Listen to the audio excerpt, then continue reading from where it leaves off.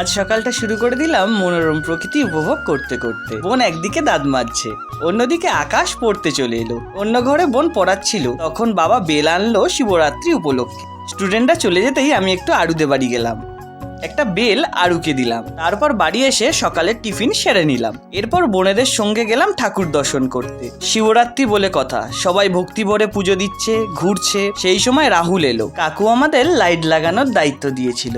আমি, শানু, রাহুল, সত্য মিলে কাজটা করলাম। এই দেখো, ঠাকুর চলে এসেছে। রাত্রিবেলা পূজা হবে। কাজের পর একটা সেলফি নিয়ে বাড়ি চলে এলাম, আর ওরাও বাড়ি চলে গেল। দুপুরটা কোনো রকম কাটিয়ে সন্ধ্যাবেলায় একটু টিফিন করে আমি, বোন আর বনুকে নিয়ে চললাম ঠাকুর দর্শনে। আলোকসজ্জা ও জনসমাগমে মন্দির প্রাঙ্গণ গমগম করছে। বাচ্চারা বাচ্চাদের মতো খেলছে। ঠাকুর মশাইও চলে এলেন। তারপর পুজো শুরু হলো। খানিকক্ষণ ওখানে কাটিয়ে আমরা বাড়ি চলে এলাম।